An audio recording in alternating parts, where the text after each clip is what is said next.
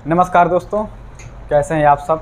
उम्मीद करते हैं आप लोग बहुत अच्छे हैं, पढ़ने के लिए तैयार हैं। तो आज की क्लास में हम पढ़ेंगे इतिहास। इतिहास क्या है।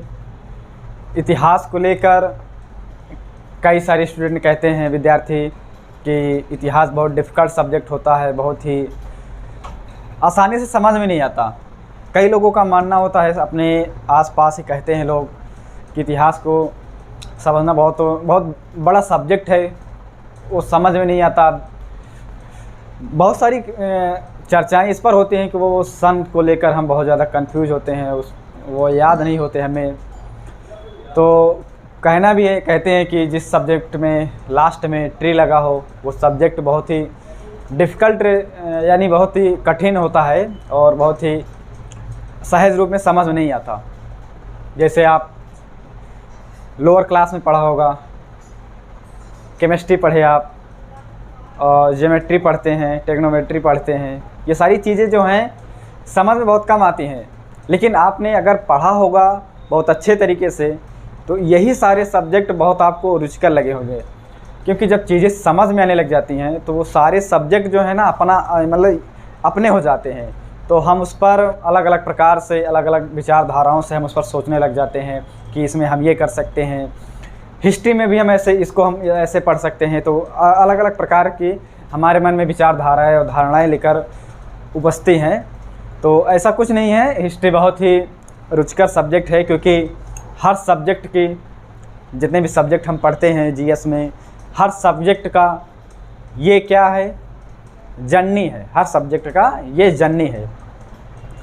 तो सारे सब्जेक्ट यहीं से निकलते हैं। आप पॉलिटी उठाते हैं, पॉलिटी भी यहीं से निकलता है। और आप जब ज्योग्राफी भी पढ़ते हैं तो यहीं से निकलता है। और जब आप इकोनॉमिक्स पढ़ते हैं, अर्थशास्त्र पढ़ते हैं, तो उसमें भी यही सारी यहीं से निकलते हैं सारी। क्योंकि हिस्ट्री भी है। इतिहास, जब हम कुछ चीज़ पढ़ते हैं, कल हम जो भी घटना या कोई भी कांड करते हैं तो आज हम उसको पढ़ते हैं तो उसको हम कई सारे डायग्राम में, कई सारे सब्जेक्ट में उसको बांट कर हम पढ़ते हैं। ये सारी चीज़ें अलग अलग सब्जेक्ट में हमें देखने के लिए मिलती हैं। देखिए, हमारा पॉलिटी भी है, शायद पॉलिटी इतिहास का अंतिम परिणाम है। जैसे हम आज पढ़ते हैं 1776, 72 रेगुलेटिंग एक्ट है कि नहीं, ये सारी चीज़ें हम पढ़ते हैं। 72-73 वाली जो रेगुलेटिंग एक्ट आता है, 84 पिट्स इंडिया एक्ट आता है, वो सारी चीज़ें हम पढ़ते हैं। तो ये कह सकते हैं कि हम इतिहास का, ये हमारे आज़ादी का अंतिम परिणाम है जो हमने अचीव किया। वो सारी चीज़ें किस में आती हैं, हिस्ट्री में आते हैं, यानी इतिहास में आती हैं। तो इतिहास इतना डिफ़िकल्ट नहीं है, बस हम उसको समझते नहीं हैं, ठीक प्रकार से अध्ययन उसका हम नहीं करते हैं। बस लोगों की बातों में हम वशीभूत होकर उसको हम अपने मन में ही मना लिए हैं कि हाँ, हिस्ट्री जो है बहुत ही डिफ़िकल्ट सब्जेक्ट होता है, वो आसानी से समझ में नहीं आता। तो ऐसी सारी चीज़ें सिर्फ मिथ्या बातें हैं। तो आइए हम बात करते हैं। हम हर संभव प्रयास करेंगे, पूरी कोशिश करेंगे कि आपको इतिहास को लेकर जो मन में धारणाएं बनी हुई हैं उसको हम दूर कर सकें।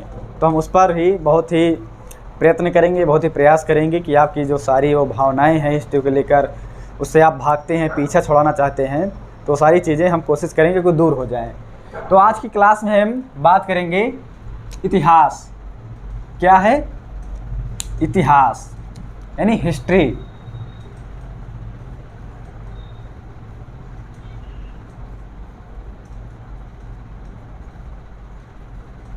हिस्ट्री यानी इतिहास।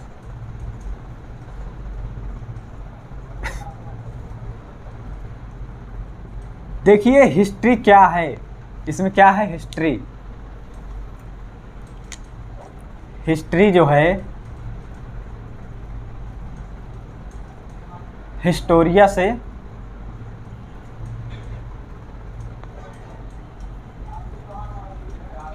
से उत्पन्न हुआ है, जिसका अर्थ होता है अनुसंधान। क्या होता है? अनुसंधान, यानी रिसर्च, खोज, तलाश। किसी भी चीज़ का खोज करना, रिसर्च करना, वो हिस्ट्री के अंतर्गत आता है। जैसे हमारे कई सारे इतिहासकार भूतपूर्व में कई सारे सामाजिक सांस्कृतिक स्थलों की खोज करते हैं, जैसे हड़प्पा सभ्यता का, उस पर हम अनुसंधान ही तो करते हैं। क्यों करते हैं?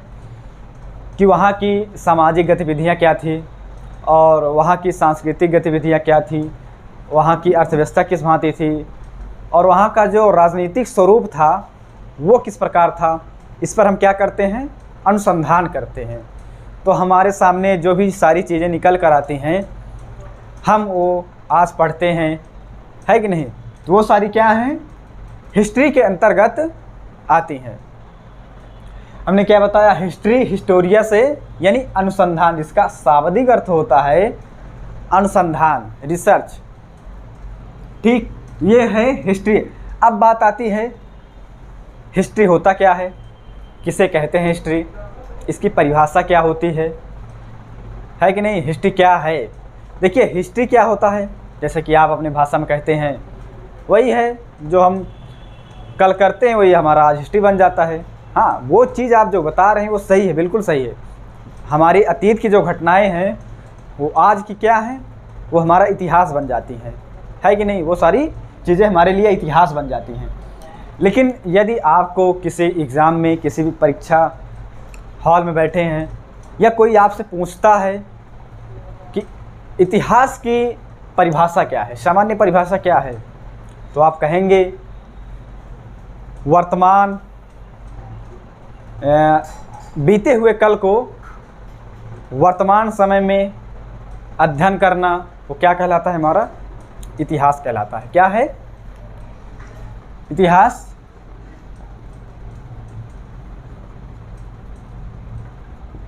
बीते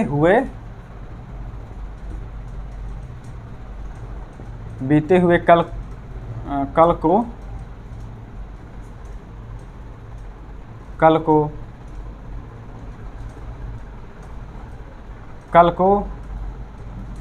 कालक्रम तरीके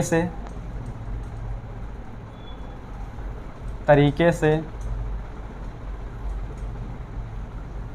अध्ययन करना क्या है? इतिहास है।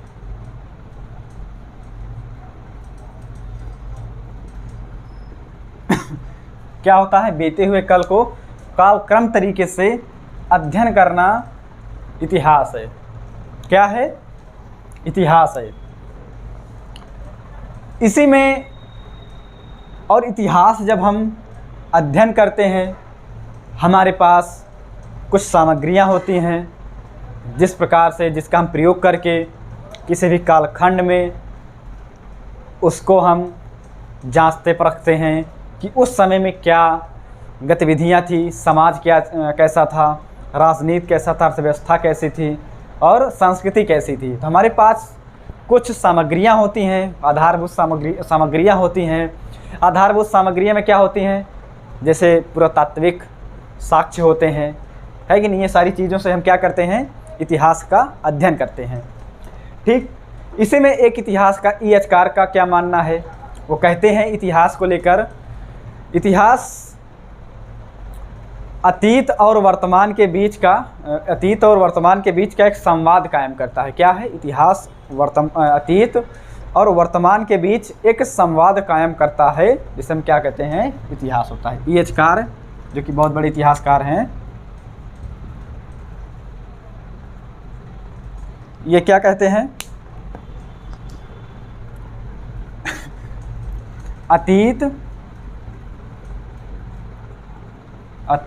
और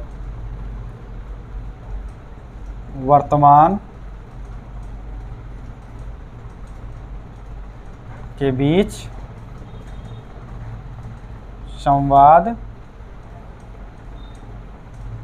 कायम करता है। कौन कहते हैं? ईएचकार। इतिहास अतीत और वर्तमान के बीच एक संवाद कायम करता है।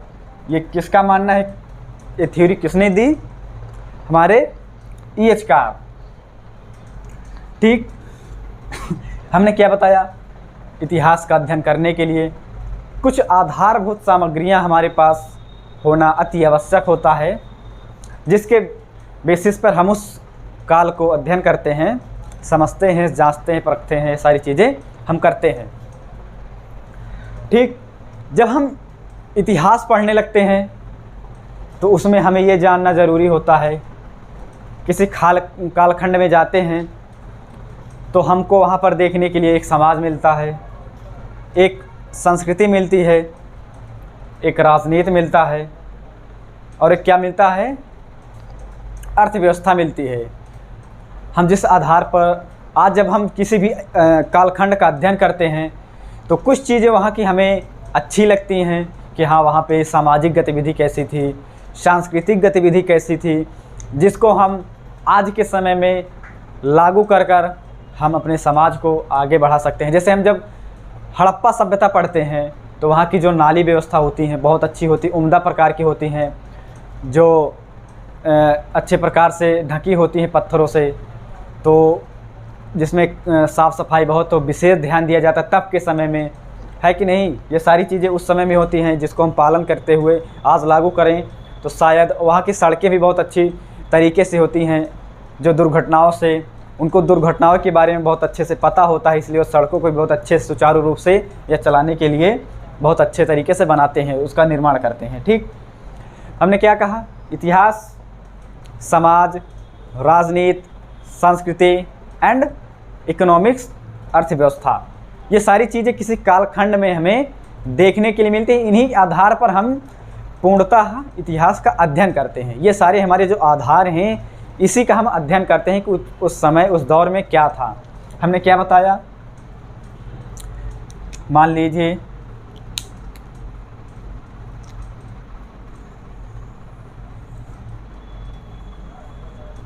ये इतिहास है, इतिहास में क्या इसके डायमेंशंस क्या होते हैं जिसके आधार पर हम अध्ययन करते हैं, क्या अध्ययन करते हैं।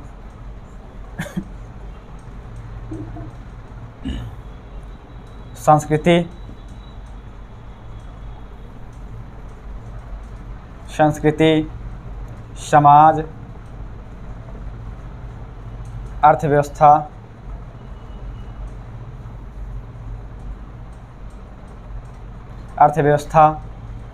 राजनीति, क्या समाज, संस्कृति, अर्थव्यवस्था, राजनीति, ये सारी चीज़ें इतिहास को अध्ययन करने के लिए इसके आधारभूत सामग्रियां होती हैं। जब हम किसी कालखंड में संस्कृति को उठाते हैं तो उसमें हमें देखने के लिए मिलता है कई सारी चीज़ें, कई सारी व्यवस्थाएं हमें देखने के लिए मिलती हैं। समाज को देखते हैं तो वहाँ पर हमें महिलाओं की स्थिति, वर्ण व्यवस्था आदि सारी चीज़ें देखने के लिए मिलती हैं। क्या वहाँ पे महिलाओं का अधिकार क्या था, शिक्षा पद्धति कैसी थी, कैसे काम करती थी। जब हम राजनीति पर जाते हैं तो वहाँ हम ये देखते हैं कि वहाँ पर राजनीतिक स्वरूप कैसा था, वहाँ का प्रशासन कैसा था, ये सारी चीज़ें देखते हैं। अर्थव्यवस्था का जब हम अध्ययन करते हैं उस दौर का, किसी कालखंड का, तो वहाँ पर हम वाणिज्य देखते हैं, उद्योग देखते हैं, कृषि पर विशेष ध्यान देते हैं। वहाँ पे कृषि कैसी थी, कृषि व्यवस्था पर उसको चलाने के लिए किस चीज़ों को बुनियाद बनाई गई थी, जिस आधार पर कृषि को बनाया गया था, कृषि। ठीक, और व्यापार आदान प्रदान क्या था, ये सारी चीज़ें हम किस में अध्ययन करते हैं, अर्थव्यवस्था में। तो इसको नोट कर लीजिए, हम क्या कह रहे हैं कि संस्कृति में धर्म, दर्शन, विज्ञान, साहित्य, रीति रिवाज,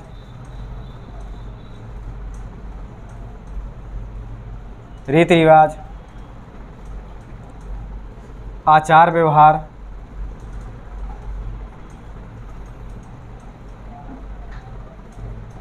ठीक, ये सारी चीज़ें हम किस में अध्ययन करते हैं, संस्कृति को लेकर अध्ययन करते हैं। उसी में जब हम आते हैं समाज में, तो समाज में क्या देखते हैं, वर्ण देखते हैं, जाति देखते हैं, महिलाओं की स्थिति देखते हैं, किसी समय में महिलाओं की स्थिति कैसी थी,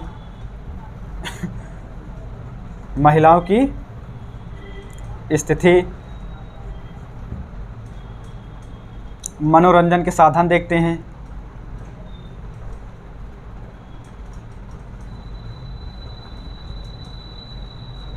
मनोरंजन के साधन। ये सारी चीज़ें किस में आती हैं? हम समाज में रहते हुए सारी चीज़ें करते हैं। वर्ण भी हम देखते हैं, महिलाओं की स्थिति समाज में कैसी थी।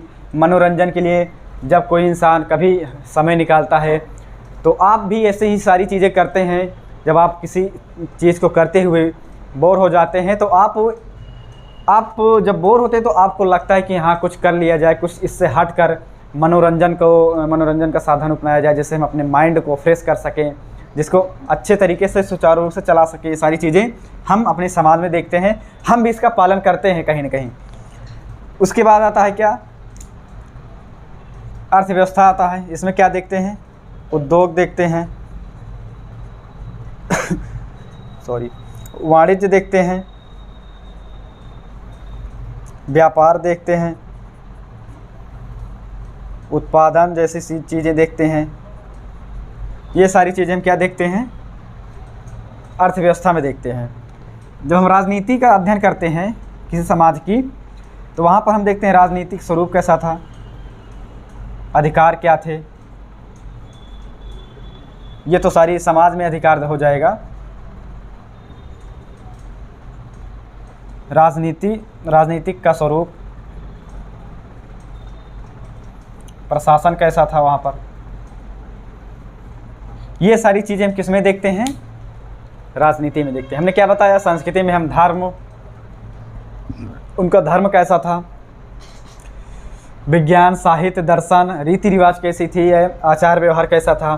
वर्ण देखते हैं, जाति देखते हैं, महिलाओं की स्थिति पर ध्यान देते हैं हम, मनोरंजन, अधिकार के साधन और उद्योग, वाणिज्य, व्यापार आदि सारी चीज़ें हम किस में देखते हैं?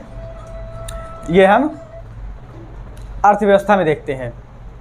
ठीक, ये था हमारा इतिहास को समझने के लिए एक अच्छी खासी तस्वीर पर हम विशेष ध्यान देते हैं। ठीक, अब बात आती है इतिहास को लेकर। कुछ शब्द हैं प्रचलित हैं, जैसे प्राक इतिहास यानी pre history and proto history and history. ये सारी चीज़ें क्या हैं? ये शब्द का मतलब क्या है? अगर हम इसको हम भली भांति समझ लेते हैं तो किसी भी इतिहास को समझने के लिए हमें बहुत अच्छा सहयोग मिलता है। ठीक, अब हम देखते हैं इस शब्दावली ग्लोसरी पर, देखते हैं क्या है।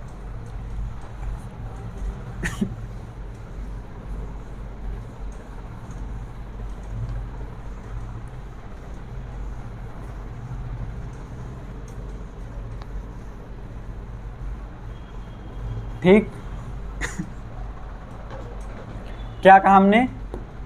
शब्दावलियाँ।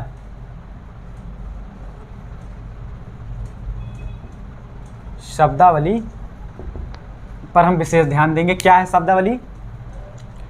जैसे हम देखते हैं प्राक इतिहास या प्री हिस्ट्री,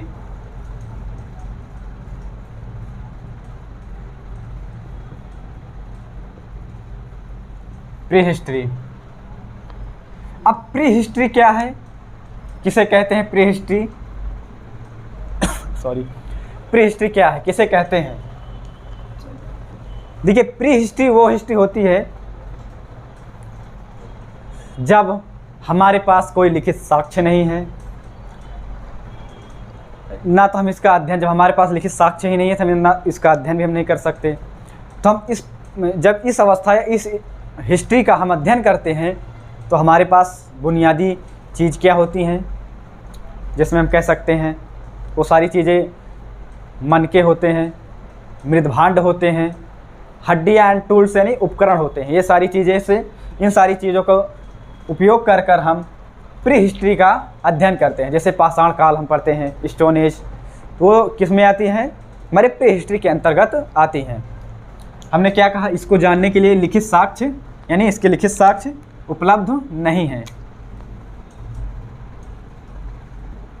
लिखित साक्ष्य उपलब्ध नहीं। किस प्रकार जानते हैं इसको हम? पुरातात्विक पुरातात्विक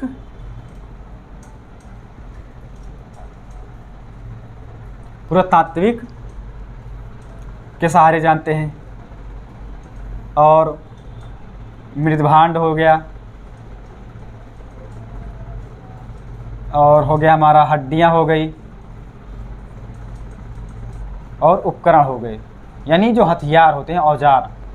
इन सारी चीज़ों के आधार पर हम क्या करते हैं, प्री हिस्ट्री का हम अध्ययन करते हैं। ठीक। और इसके अंतर्गत क्या आता है हमारा, स्टोन एज यानी पाषाण काल।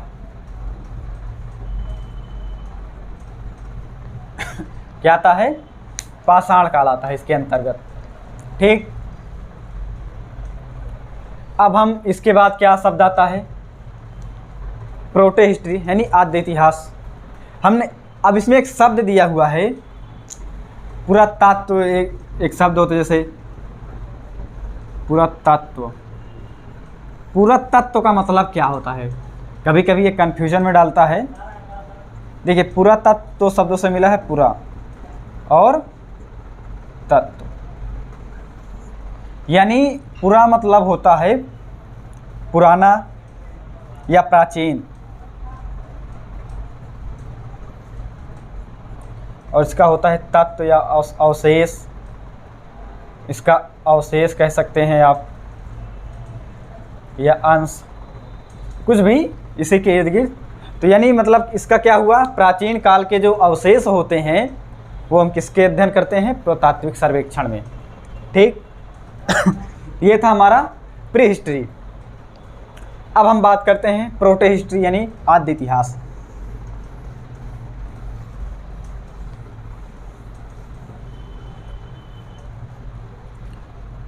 दूसरा क्या है हमारा,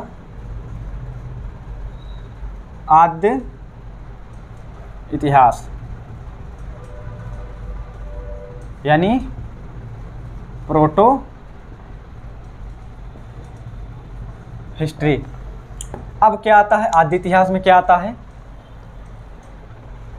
इसमें इस काल का अध्ययन करने के लिए हमारे पास तो एक उपकार ये हुआ कि इसके पास तो लिखित साक्ष्य हैं। आद्य इतिहास में जब हम प्रोटो हिस्ट्री पढ़ते हैं तो इसमें हम देखते हैं लिखित साक्ष्य उपलब्ध हैं, लेकिन समस्या क्या है कि हम इसको आज तक अध्ययन नहीं कर पाए हैं। ठीक। क्या नहीं कर पाए हैं, इसका हम अध्ययन नहीं कर पाए हैं। लिखित साक्ष्य अवेलेबल है लेकिन इसका हम अध्ययन नहीं कर पाए हैं। इसमें भी हम क्या देखते हैं, वही मृदभांड वगैरह, ये सारी चीज़ों के आधार पर हम इसका अध्ययन करते हैं। इसमें क्या है,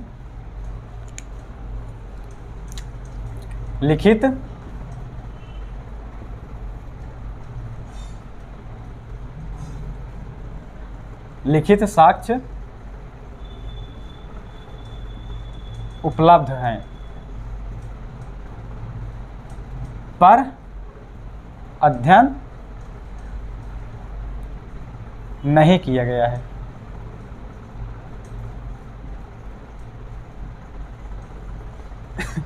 ठीक।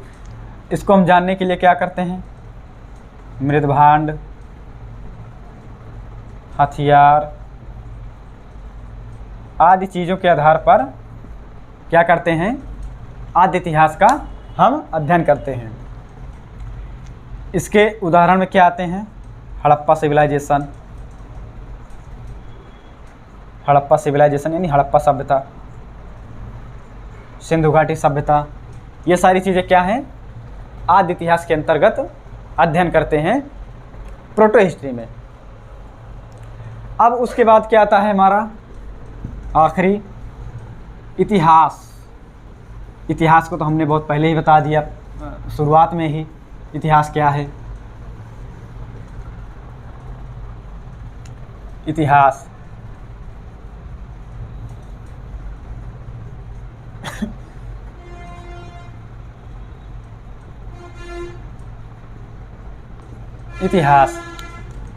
इतिहास क्या है, इसमें हमारे पास लिखित साक्ष्य भी उपलब्ध हैं और जिसको हमने भली भांति पढ़ भी लिया हो, अध्ययन भी कर लिया हो। ये सारी चीज़ें किस में आती हैं, इतिहास के अंतर्गत आती हैं। इतिहास यानी अब तक का, बीते हुए कल का अब तक का जो हम घटनाएं करते हैं, ये सारी चीज़ें घटित होती हैं, वो सारी हमारी जिसको हम अध्ययन करते हैं भली भांति, वो सारी चीज़ें किस में आती हैं? इतिहास के अधीन है। क्या है इसमें? लिखित साक्ष्य,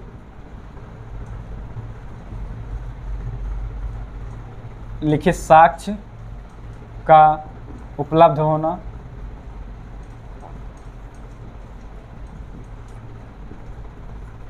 अध्ययन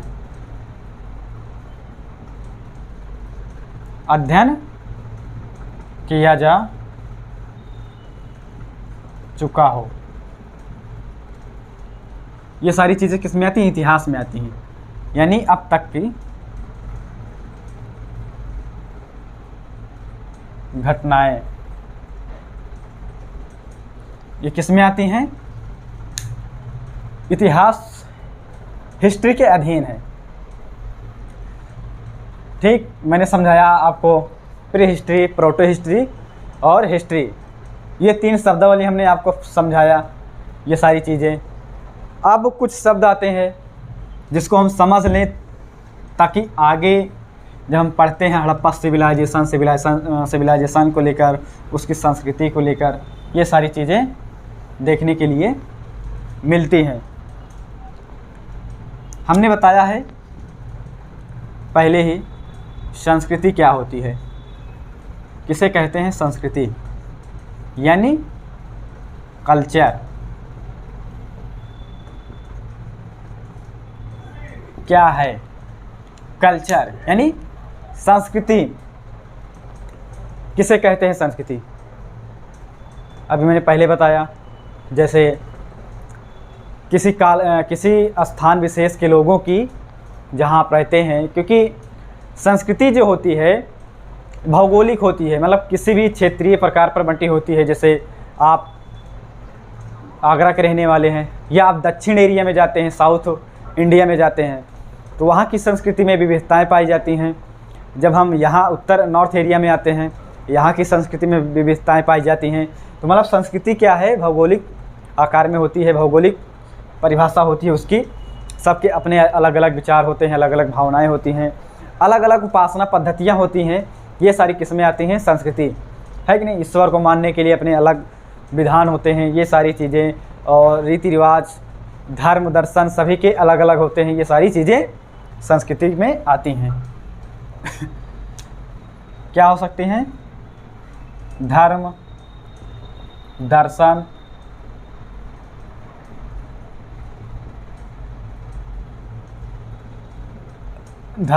रीति रिवाज,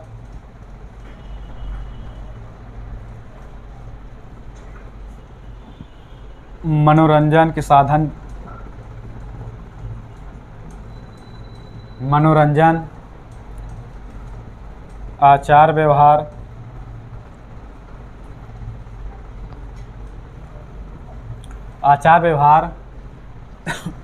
साहित्य, ये सारी चीज़ें क्या हैं? संस्कृति के अंतर्गत आती हैं। हमने परिभाषा क्या बताया? किसी भी स्थान विशेष के लोगों द्वारा उनके धार्मिक, रीति रिवाज, मनोरंजन, साहित्य, विज्ञान आदि सारी चीज़ें क्या होती हैं जिसका हम पालन करते हैं, ये आदि सारी चीज़ें क्या होती हैं? ये संस्कृति के अंतर्गत आती हैं। ठीक, अब दूसरा आता है हमारा सभ्यता।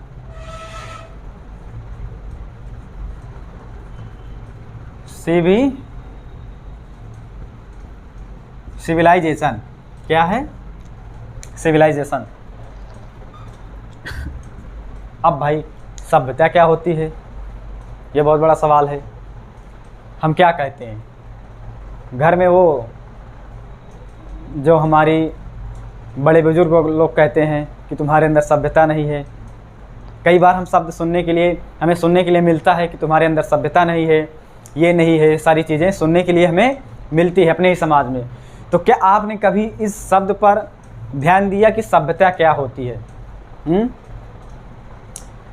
लेकिन वहाँ पे सभ्यता कहते हैं, वो सारी चीज़ें ठीक है, लेकिन सही मायने में अगर कहा जाए तो संस्कृति पर उसका ध्यान ज़्यादा बढ़ता है, क्योंकि संस्कृति में क्या रीति रिवाज, आचार व्यवहार, आदान प्रदान, ये सारी चीज़ें क्या आती हैं, संस्कृति के अंतर्गत आती हैं। सभ्यता एक विकसित चीज़ है। क्या है? विकसित चीज़ है सभ्यता। जैसे अमेरिकन सभ्यता कैसी है, भारतीय सभ्यता कैसी है, चाइनीज़ सभ्यता कैसी है, ये सारी चीज़ें क्या होती हैं, एक विकसित अवस्था होती हैं। क्या होती हैं? विकसित अवस्था होती हैं। कैसे होती हैं? जब इन संस्कृति विज्ञान का पालन करते हैं तो एक हम पराकाष्ठा की ओर जाते हैं, अलग उस पद्धति का पालन करते हुए उच्च तकनीकी, आर्थिक विकास, हर सारी चीज़ों को हम एक अलग लेवल पर, उच्च स्तर पर ले जाते हैं, तो हमारी क्या विकसित होती है? एक उच्च लेवल की, उच्च कोटि की सभ्यता विकसित होती है। और इसी को इसीलिए कहते हैं सभ्यता संस्कृति की मानकीकरण की अवस्था है। मानव द्वारा उच्च तकनीकी, आर्थिक विकास, ये सारी चीज़ों का विकास कर लेना क्या किसमें आती हैं? सभ्यता के अंतर्गत आती हैं। ठीक, हमने क्या बताया? संस्कृति बता दी, सभ्यता बता दी। इसमें क्या हो सकता है? मानव द्वारा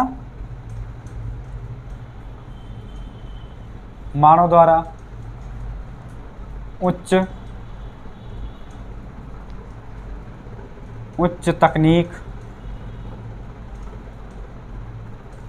तकनीकी, आर्थिक विकास,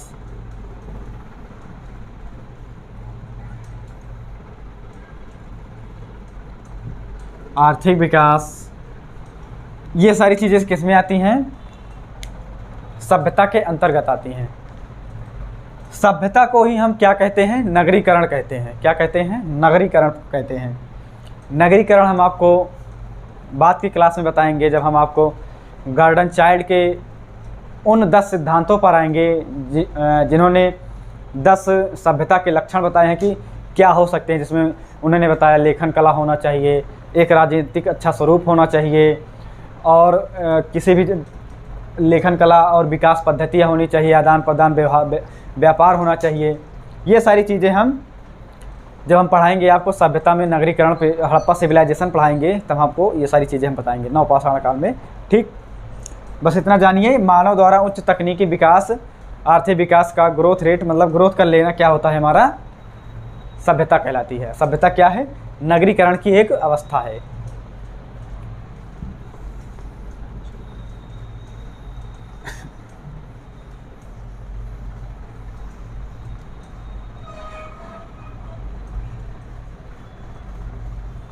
अब हम बात करते हैं, हम इतिहास पढ़ रहे हैं, प्राचीन इतिहास को भी हम पढ़ेंगे। पहले प्राचीन इतिहास पढ़ने के लिए कई सारे स्रोत होते हैं, जिस आधार पर हम प्राचीन इतिहास को पढ़ते हैं कि वहाँ पे समाज कैसा था। हमने पहले भी बताया कि समाज कैसी थी और वहाँ की जीवन शैलियाँ कैसी थी, मनोरंजन के साधन वगैरह, संस्कृति, आचार व्यवहार, ये सारी चीज़ें मैंने आपको अभी बताया। तो हमने क्या कहा कि इतिहास को जानने के लिए, प्राचीन इतिहास जब हम पढ़ते हैं तो वहाँ के स्रोत क्या होते हैं, ये सारी चीज़ें हम पढ़ते हैं। ठीक, अब हम क्या कहा हमने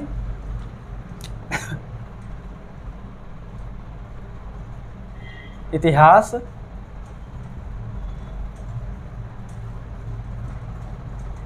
जानने के स्रोत क्या है। ठीक, इसमें हम क्या कहेंगे?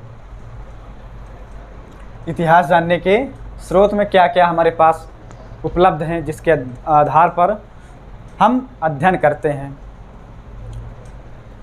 तो पहला तो हमारा आता है, क्या आता है हमारा? भौतिक स्रोत।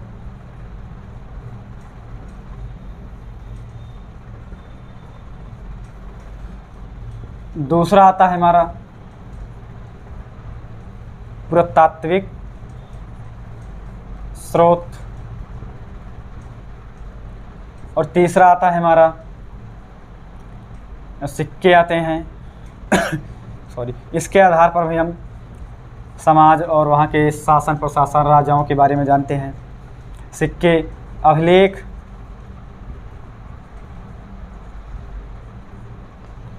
अभिलेख और साहित्यिक,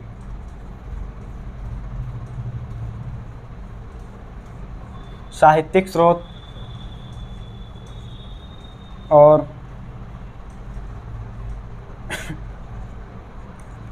विदेशी विवरण। जो कई सारे विदेशी फाहयान आते हैं, होहेंसॉन्ग आते हैं, टॉलमी आते हैं, प्लेनी आते हैं, वो सारे अपने रचनाओं में भारत का बहुत ही व्यापक रूप से चर्चा करते हैं, यहाँ की भौगोलिक अवस्था के बारे में। ये सारी चीज़ें अध्ययन देखने के लिए हमें विदेशी विवरणों में मिलता है। हमने कितने बताए?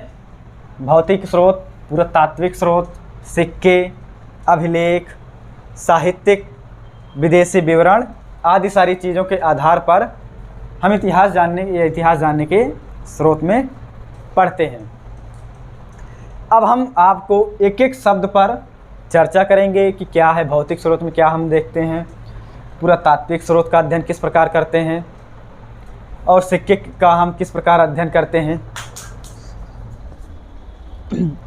उसमें हम सिक्के क्या, कई सारे राजाएं हुए, उन्होंने क्या किया, अपने समय में अपने नाम से सिक्के ढलवाते थे, उस पर कुछ विशेष प्रकार के प्रतीक डलवाते थे, प्रतीक छपाते थे। अभिलेख में भी हम देखेंगे, अभिलेख बेसिकली प्रस्तर या स्तूपों में, स्तंभों में देखने के लिए मिलता है। ठीक। साहित्यिक स्रोत में क्या देखेंगे, जैसे हम देख सकते हैं रामायण देखते हैं, वेद देखते हैं, महाभारत देखते हैं। उसी में पाणिनि का आता व्याकरण है। व्याकरण में जब उन्होंने पाणिनि ने अपना व्याकरण रचा तो अपने समय के सामाजिक, आर्थिक, राजनीतिक स्वरूप का बहुत ही अच्छे प्रकार से अध्ययन किया, वर्णन किया है। विदेशी विवरण हमें बताया। भौतिक स्रोत में क्या है, हम क्या देखते हैं, अब इस पर हम चर्चा करते हैं।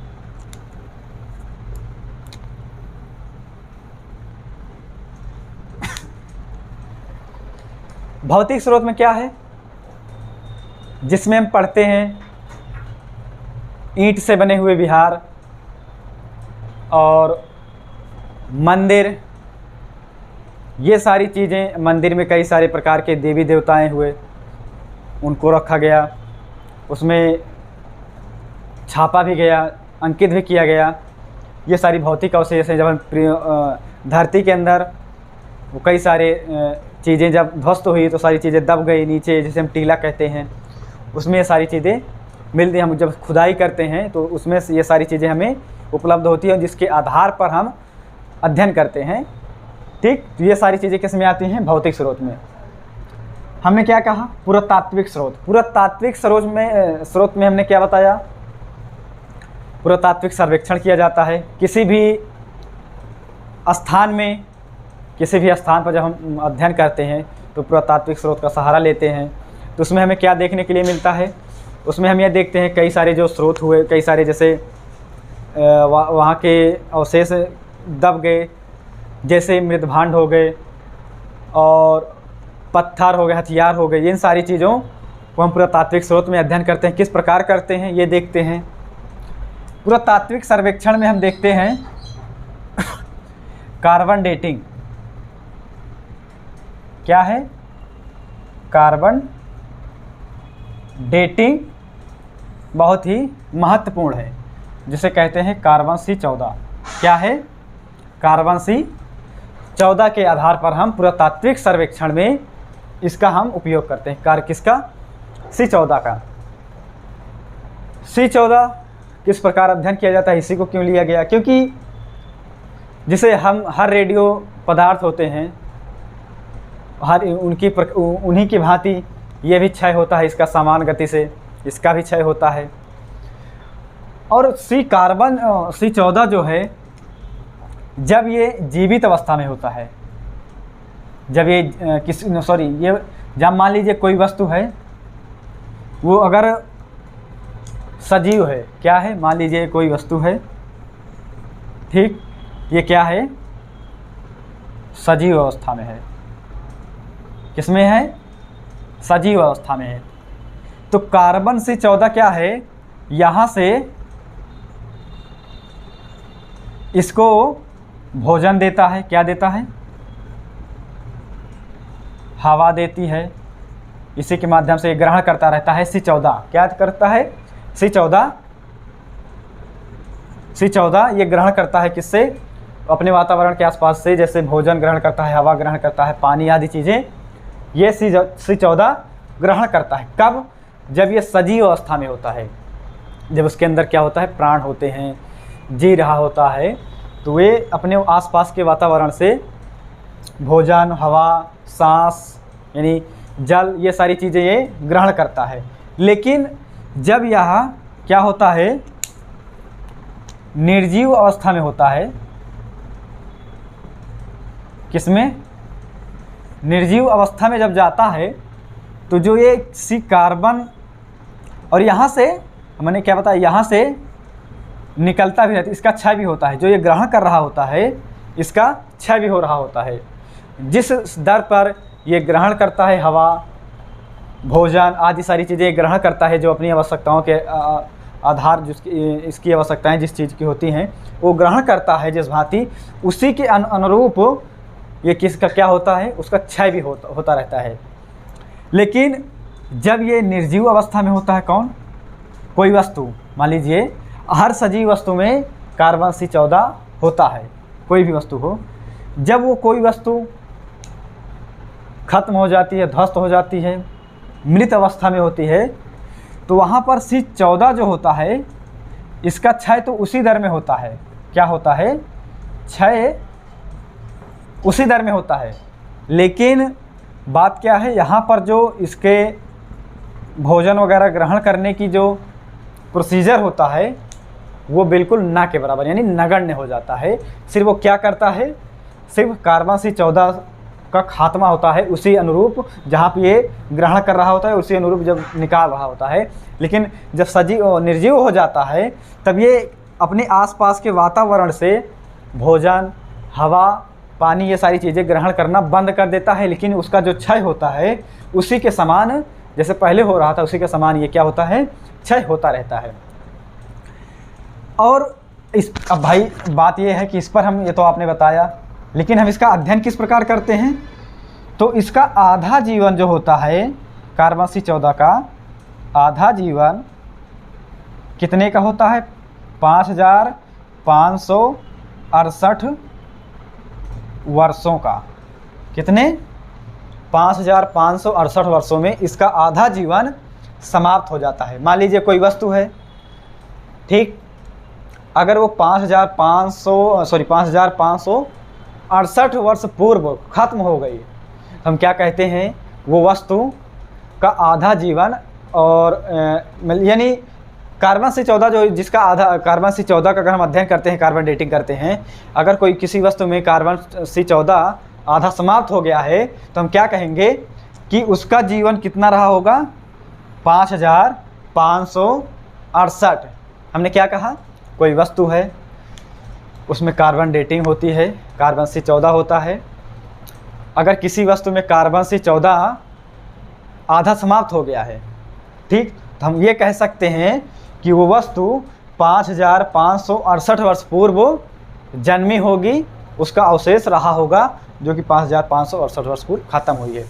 इस आधार पर हम इसका गुणा भाग करके हम क्या करते हैं? इसका पूरा जीवन काल निकालते हैं। तो ये था हमारा क्या?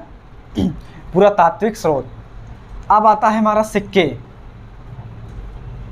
सिक्के में क्या देखते हैं हम? सिक्के में हमें ये देखने के लिए मिलता है, जब किसी दौर में कोई राजा होता है तो उसमें क्या होता है? अपने धार्मिक उपासना के अनुरूप, या तो उसमें उस समय के देवी देवताओं का चिन्ह अंकित करवाता है, या अपने नाम से सिक्के ढलवाता है। यानी समाज में जो भी गतिविधियां चलती रहती हैं सुचारू रूप से, वो क्या करता है? वो सिक्के में अपने समय के काल में, अपने समय में वो सिक्के पर अंकित करवाता है। इस आधार पर हम जान सकते हैं कि वहाँ का धर्म कैसा था, सामाजिक पद्धति कैसी थी। ये सारी चीज़ें हम सिक्के के माध्यम से जान सकते हैं। कि जैसे आप देखते हैं मीडिवल काल में औरंगजेब आते हैं, शेर शाह आते हैं, सारी चीज़ें क्या करते हैं, अपने नाम से सिक्के ढलवाते हैं, उस पर अपना नामांकित करवाते हैं, वो सारी चीज़ें हम देखते हैं। जब हम अभिलेख का अध्ययन करते हैं तो अभिलेख में हम क्या देखते हैं, हमने बताया अभिलेख मूलतः किस पर अंकित किए जाते हैं, मंदिर की दीवारों पर, स्तंभों पर और स्तूपों पर। जैसे हम अशोक का अभिलेख देखते हैं, उसमें कई सारे उपदेश लिखे हुए हैं समाज को लेकर। जब वो कलिंग युद्ध लड़ते हैं 261 ईसा पूर्व में, तो क्या करते हैं वो, उनका हृदय परिवर्तन होता है, धम्म नीति अपनाते हैं और उसी में बृहद अभिलेखों का वर्णन करते हैं और उस अभिलेखों का अपने स्तंभों पर उल्लेख करवाते हैं, जिससे हमारा समाज में हिंसा ना होने पाए, हिंसा से दूर रहे। ठीक, तो हमने एकमात्र अभी अभिलेख तो जैसे हम कहते हैं हड़प्पा सभ्यता में सबसे पुराने अभिलेख किसमें पाए गए, हड़प्पा सभ्यता में पाए जाते हैं। लेकिन क्या है कि उसका हमने अभी तक अध्ययन नहीं किया, उसकी जो लिपि है उसका हमने अभी तक अध्ययन नहीं किया है, इसलिए उसको हम अच्छी उसकी समग्र तस्वीर को उपस्थित कर पाना, प्रस्तुत कर पाना अभी हमारे लिए क्या है, बहुत ही असहज है। ठीक, लेकिन जो बाद के अभिलेख हुए जिसका हमने अध्ययन कर लिया है, वो किसके अभिलेख पढ़ते हैं, हम देखते हैं अशोक के। ठीक, अशोक, मौर्य एम्पायर, अशोक का हम अभिलेख देखते हैं, जिसमें 2 स्थान से अभिलेख मिलते हैं और उनके भाषा क्या होती है, अंकित की भाषा क्या होती है, ब्राह्मी लिपि होती है जो बाएं से दाएं लिखी जाती है। कुछ अभिलेखों में खरोष्ठी लिपि का भी उल्लेख मिलता है जो दाएं से बाएं लिखी जाती है। लेकिन जो प्रारंभिक जो अभिलेख हुआ करते थे वो ताम्र पत्तों पर लिखे जाते थे, अंकित किए जाते थे। ये सारी चीज़ें अभिलेख में हम देखते हैं। उसी के साथ हमने क्या कहा कि जो अभिलेख मिले जिसका हमने अध्ययन किया है, बाद के अभिलेख जिसका हमने अध्ययन कर लिया है, पहला अभिलेख वो हम किसका अभिलेख देखते हैं, मौर्य एम्पायर अशोक का अभिलेख हम देखते हैं। ठीक, अशोक के अभिलेख में हम क्या देखते हैं, 2 स्थान से इनके अभिलेख मिलते हैं। कौन कौन से स्थान पर, एक मेरठ से मिलता है, कहाँ से, मेरठ से, दूसरा हरियाणा के टोपरा नामक स्थान से। कहाँ से, मेरठ और टोपरा, हरियाणा के टोपरा नामक स्थान से किसको मिलता है, फिरोज शाह तुगलक को, उसको उन्हें मिलता है। तो क्या करते हैं, दिल्ली सल्तनत वो मंगवाते हैं, किसमें, दिल्ली में मंगवाते हैं और अपने दरबार में जितने सारे विद्वान होते हैं वो क्या करते हैं, उनको पढ़वाने के लिए देते हैं। लेकिन अंततः क्या होती है, उनको विफलता ही मिलती है, इसमें इस अभिलेखों का अध्ययन वो नहीं कर पाते। लेकिन उसी समय में 1837 ईस्वी में ईस्ट इंडिया कंपनी के अधीन कार्यरत कौन होते हैं, जेम्स प्रिंसेप, इन्होंने अशोक के अभिलेख को अच्छे से उनको मतलब पढ़ा। सिर्फ एकमात्र जो हैं जेम्स प्रिंसेप ने ही अशोक के अभिलेखों को पढ़ लिया है।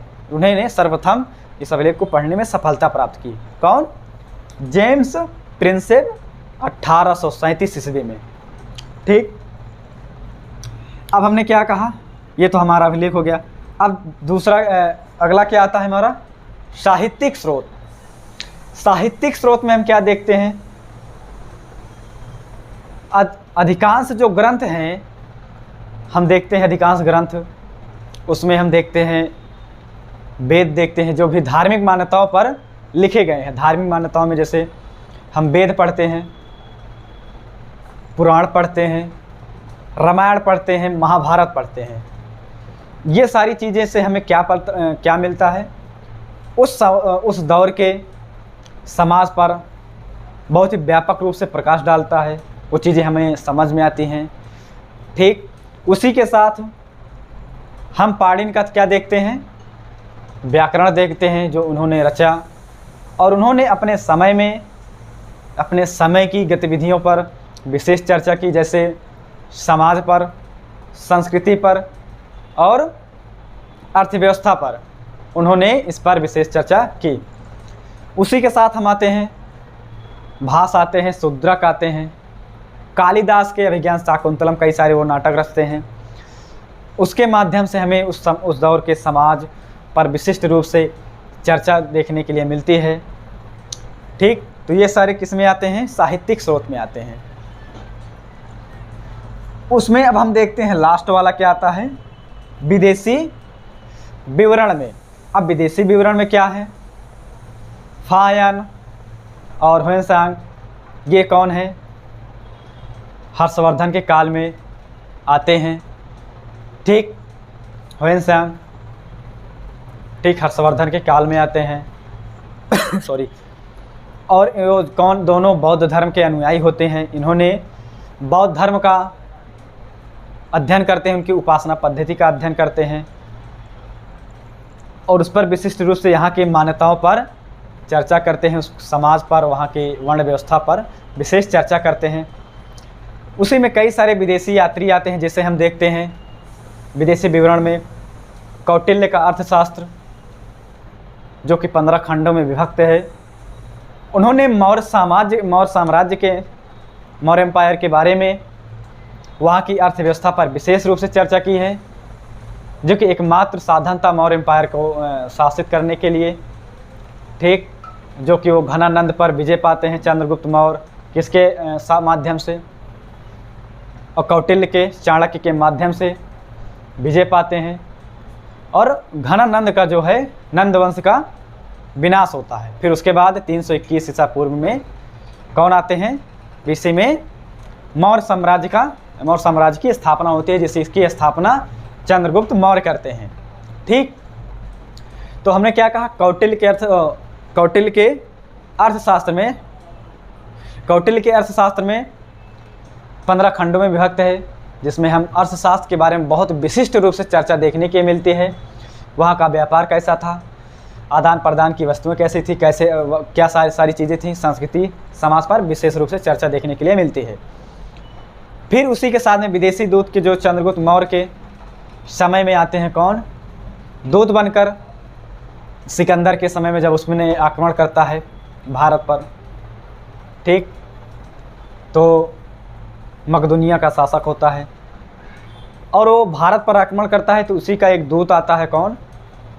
मेगास्थनीज, आपने नाम सुना होगा, मेगास्थनीज, जिसकी किताब है इंडिका में उन्होंने बहुत ही विस्तार से चर्चा किया है। भारत के समाज के विषय में उन्होंने बहुत अच्छे से चर्चा की है।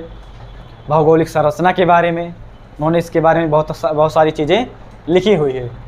उसी में हम टॉलेमी के आती हैं, उन्होंने भी कई सारी किताबें लिखी। भारत की भौगोलिक अवस्थाओं के बारे में लिखा, हिमालय की चर्चा की, यहाँ के प्रायद्वीपीय पठारों की चर्चा की।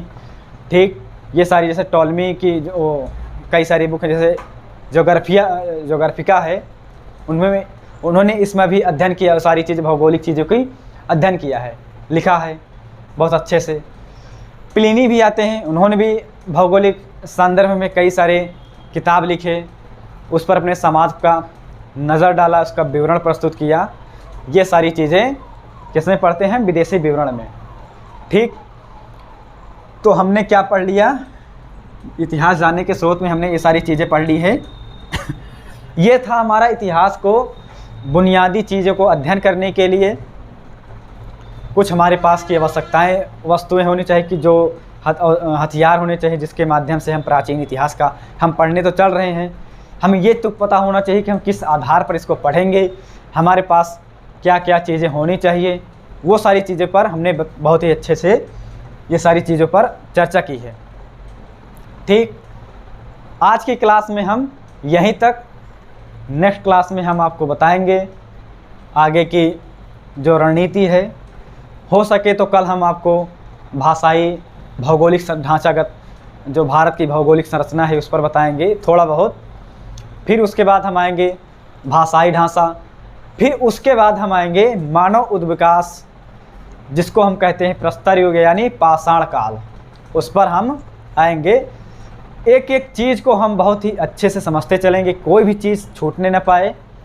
ठीक, एग्ज़ाम के पॉइंट ऑफ व्यू से जब आप यूपीएससी का एग्ज़ाम देने जाते हैं, पीसीएस का एग्ज़ाम देने जाते हैं, तो ये सारी चीज़ें बहुत अच्छे से पूछी जाती है। जब प्री का एग्ज़ाम देते हैं तो उसमें आपकी ये सारी चीज़ें पूछी जाती हैं।